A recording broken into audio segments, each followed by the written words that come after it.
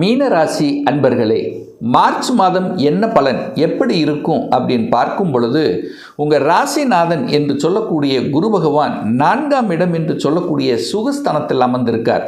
அப்போ குரு வக்ரமாக இருந்தார். அப்போ ராசிநாதன் வக்ரமாகி இருந்தார். ஆனால் இந்த மாதம் மார்ச் 11ஆம் தேதி வக்ர நிவர்த்தி அடைகிறது. இதுவே உங்களுக்கு ஒரு மிகப்பெரிய ஏற்றம்.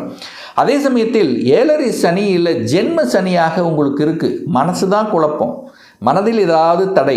விரையாதிபதியான சனி பகவான் உங்கள் அதாவது உங்கள் ராசியில் உட்கார்ந்துருக்கார், உங்கள் தலை மேலே உட்கார்ந்துருக்கு. அப்போ எதையாவது நினைத்து கொண்டு வருத்தப்பட்டு கொண்டிருக்கு. கொஞ்சம் அலைச்சல் திருச்சல், டென்ஷன், ப்ரெஷர், ஒரு சோம்பேறித்தனமான உணர்வுகளை கொடுக்கும்.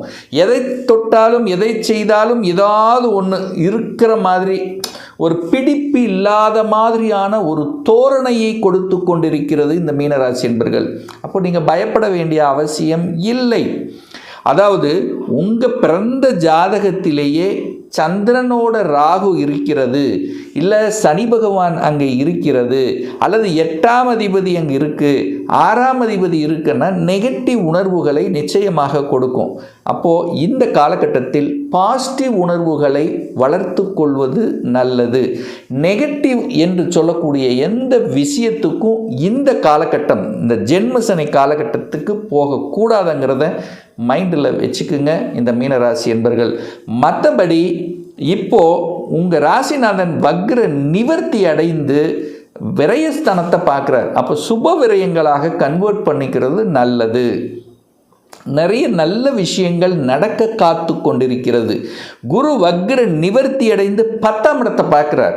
அப்போ வேலையில் ஒரு தொய்வு இருக்கின்றவர்கள், வேலை கிடைக்கலை என்று ஆதங்கப்பட்டு கொண்டிருப்பவர்கள், ஒரு 2-3 இடம் இன்டர்வியூ அட்டன் பண்ணிட்டேன் சார், நல்ல வேலை கிடைக்கல, எப்போ கிடைக்கும்னு தெரியல, இந்த மார்ச் மாதம் நிச்சயமாக கிடைக்கும். அல்லது வேலையில் மாற்றத்தை எதிர்நோக்கி காத்து கொண்டிருப்பவர்கள், வேலையில் ஒரு பிடிப்பு இல்லாதவர்கள், இதெல்லாம் ஒரு சேஞ்சஸ் கொடுக்கக்கூடிய தன்மை இருக்குது.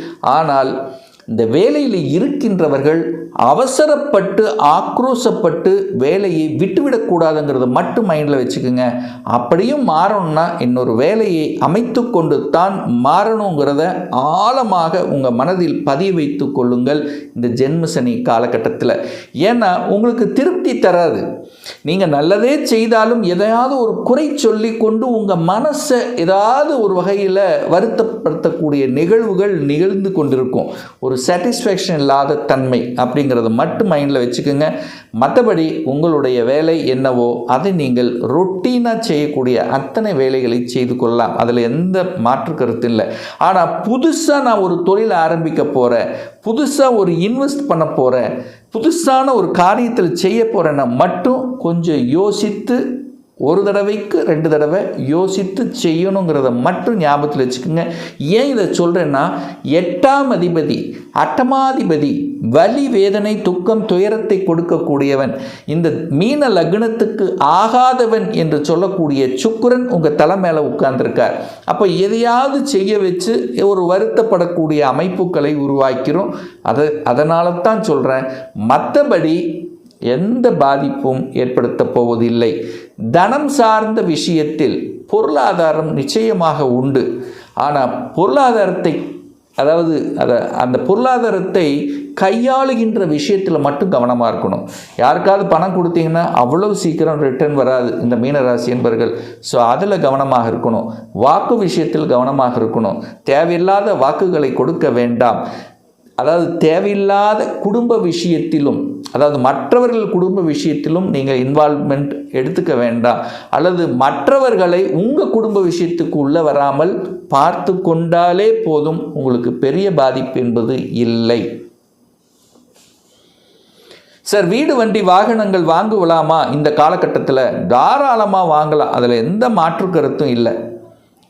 ஸோ ஒரு வீடு வாங்கிருக்கு சுக்கிரன் தான், வீட்டு காரகிரகம் சுக்கிரன் உச்சபலமாக இருக்கார். திடீர்னு நினைப்பீங்க, திடீர்னு போய் வாங்கிட்டு வந்துடுவீங்க. அப்போது ரொம்ப நாள் ஆசைப்பட்ட விஷயத்தை திடீரென்று இம்ப்ளிமெண்ட் பண்ணக்கூடிய விஷயங்கள் இந்த மீனத்துக்கு நிச்சயமாக உண்டு. அப்போ வண்டி வாகனங்கள் வாங்குவதில் குறை ஏதும் இல்லை. அதே சமயத்தில் இடம் நிலம் வாங்குவதிலும் எந்த தடை இல்லை. ஆனால் டாக்குமெண்ட் மட்டும், ஏன்னா டாக்குமெண்ட்டு காரக கிரகம் என்று சொல்லக்கூடிய புதன் பகவான் ராகுவோடு இணைஞ்சிருக்கார். அப்போ டாக்குமெண்ட் எழுத்துக்கு காரகிரகமான புதன் ராகுவோடு இருக்கிறதுனால எந்த இடத்த ரிஜிஸ்ட்ரேஷன் பண்ணுறீங்க, எது பண்ணுறாலும் அந்த டாக்குமெண்ட்டில் வில்லங்கம் இருக்கா இல்லையாங்கிறத 100% செக் பண்ணணுங்கிறத ஞாபகத்தில் வைத்து கொள்ளுங்கள் இந்த மீனராசி என்பர்கள். ஏன்னா இப்போ தான் உங்கள் கண்ணுக்கு தெரியாது, எதையாவது மறைத்துவிட்டு சில விஷயங்களில் செய்திரும். அப்போது புதிய விஷயங்கள் செய்யும்போது ஒரு தடவைக்கு 2 தடவை யோசிக்கணும், டிஸ்கஸ் பண்ணணுங்கிறத ஞாபகத்தில் வச்சுக்கோங்க. குழந்தை பாக்கியத்துக்கு ஏதாவது தடை இருக்கா சார்? நிச்சயமாக இல்லை. குரு ராகு டச் ஆகுது, செயற்கை முறையில் கருவூட்டம் தடையே இல்லை சார். எத்தனையோ செலவு பண்ணிட்டேன், எத்தனையோ பண்ணேன், இந்த காலகட்டம் குழந்தை பாக்கியம் கிடைக்குமா? நிச்சயமாக கிடைக்கும். அந்த குழந்தை பாக்கியத்துக்கு எந்த தடையும் ஏற்படுத்த போவதில்லை இந்த மார்ச் மாதம். சார் வேலை கிடைக்குமா? சூரியன் நேர பார்க்குறார். அரசாங்க வேலையில் என்ட்ரி ஆகணுங்கிற எண்ணத்தை கொடுக்கும், கண்டிப்பாக கொடுக்கும். கொஞ்சம் இந்த ஒரு மெனக்கட்டணும்னு எடுத்துக்கோன்னு வச்சுங்களேன், கொஞ்சம் சிரமப்பட்டு ஒரு மனசை மட்டும் ஒன்று சார் படிக்கலாமா, படிப்பு வருமா, அடிஷ்னல் கோர்ஸ் படிக்கலாமா, படிக்கலாம் நீங்கள் நினச்சா மட்டும்தான். அப்போ உங்கள் மனசை பாசிட்டிவ் ஆக்கிட்டு செஞ்சீங்கன்னா எந்த பிரச்சனையும் ஏற்படுத்த போவதில்லை. வெளியூர், வெளி மாநிலம், வெளிநாடு 100% சக்சஸ். மீனராசி என்பர்கள் தன்னுடைய சொந்த ஊரை விட்டு வெளியே நகர்ந்து பிழைக்கக்கூடிய தன்மைகளை 100% நிறைவேற்றும். சார் நான் நினைக்கிறேன், நான் வெளிநாட்டுக்கு போகணும் அல்லது வெளியூருக்கு போகணும், வெளி மாநிலத்தில் போய் வேலை பார்க்கணும், அதுக்கெல்லாம் கிடைக்குமா? தாராளமாக கிடைக்கும். குரு 12ஆம் இடத்தை பார்க்குது. 12ஆம் இடத்துல சூரிய பகவான் 6க்குரியவன் 12இல் இருக்கார், புதன் பகவானும் அங்கே இருக்கார், செவ்வாயும் பாக்யாதிபதி அங்கே இருக்குது, குருவின் பார்வை இருக்குது. அப்போ நிச்சயமாக உண்டு. பெரிய மனிதர்களின் ஆதரவுகள் நிச்சயமாக உண்டு. என்ன கொஞ்சம் அலைச்சல் திருச்சல் டென்ஷன் ப்ரெஷர் இருக்கும், அவ்வளோதான். கொஞ்சம் எக்ஸ்ட்ரா செய்ய வேண்டிய தன்மை, ஒரு சிலர் பார்த்திங்கன்னா 2 மணி நேரம் செய்ய வேண்டிய வேலை 3 மணி நேரம் செய்யக்கூடிய தன்மை இருக்கும். ஸோ இந்த மாதிரி தான் இந்த மனசுக்கு மட்டும் கொஞ்சம் ஒரு சாட்டிஸ்ஃபேக்ஷன் கிடைக்காத தன்மை இருக்குது. மற்றபடி பெரிய பாதிப்பை ஏற்படுத்த போவதில்லை. 10ஆம் அதிபதியை அந்த குரு பார்க்குறார். அப்போது தொழில், வேலை, வியாபாரம் நல்லதாக இருக்க போது. ஏன்னா 10க்குரியவனான குரு பகவான் 10ஆம் இடத்தை பார்க்குறார். நீங்கள் என்ன செஞ்சிட்ருக்கீங்களோ அதை தாராளமாக செய்யலாம். வெளிநாட்டு தொடர்புகளை கொடுக்கும், அதாவது வெளிநாட்டு எம்என்சி கம்பெனி தொடர்பு கொடுக்கும். ஒரு சிலர் பார்த்திங்கன்னா பேங்கிங் செக்டாருக்குள்ளே என்ட்ரி ஆவதற்கான சந்தர்ப்பங்கள் உண்டு.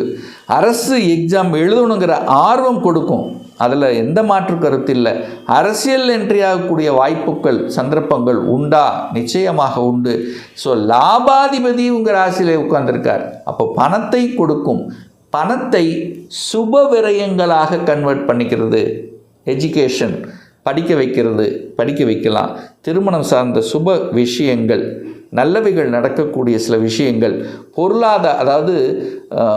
பொருளாதார அபிவிருத்தி கொடுக்கும்.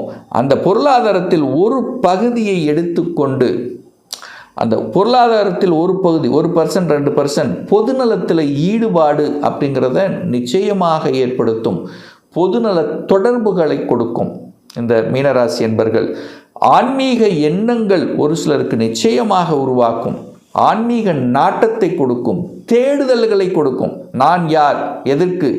ஸோ இந்த மாதிரி தேடுதல் சார்ந்த விஷயங்களில் உங்கள் எண்ணத்தை திருப்பும். ஸோ அதெல்லாம் உங்களுக்கு நல்லது நடக்கக்கூடிய அமைப்பு இருக்குது. பாக்யாதிபதியாக இருக்கக்கூடிய 9க்குரியவன் 12இல் இருக்கின்ற காரணத்தாலும், 9க்குரியவன் 12இல் இருக்கிறதுனாலையும், தந்தை காரக கிரகமான சூரியன் 12இல் இருக்கிறதுனால கொஞ்சம் ஆஸ்பத்திரி செலவு, அதாவது தகப்பனுடைய ஹெல்த்தை பார்க்கணும். உங்களுடைய ஹெல்த்தையும் கொஞ்சம் கேர் எடுத்துக்கிட்டால் போதும். மற்றபடி இந்த மார்ச் மாதம் ஒரு பெரிய, அதாவது என்ன சொல்கிறது, குருவின் பார்வை, உங்களுடைய பார்வை இருக்கிறதுனால பெரிய பாதிப்பு. ஏன் குரு பார்வை நல்லதுன்னா, அது உங்கள் ராசிநாதன். அதே சமயத்தில் காலச்சக்கரத்தினுடைய 9வது வீடு, பாக்கிய வீடு தான் குரு. அந்த குரு பார்க்கறதுனால சில அதிர்ஷ்ட வாய்ப்புகள் சில நல்ல விஷயங்கள் நிறைவேறக்கூடிய அமைப்புகள், சந்தர்ப்பங்கள், அதாவது எதிர்பார்க்காத சில நல்ல விஷயங்கள் நடக்கக்கூடிய அமைப்பும் இந்த மார்ச் மாதம் நிச்சயமாக இந்த மீனத்துக்கு ஏற்படுத்தும். அதில் எந்த மாற்று கருத்தில்லை. நல்ல தெய்வ வழிபாடு தட்சிணாமூர்த்தி வழிபாடு தான். வியாழக்கிழமை தட்சிணாமூர்த்தியை வழிபட உங்கள் எண்ணங்கள், செயல்கள், சிந்தனைகள் வலுப்பெறும்.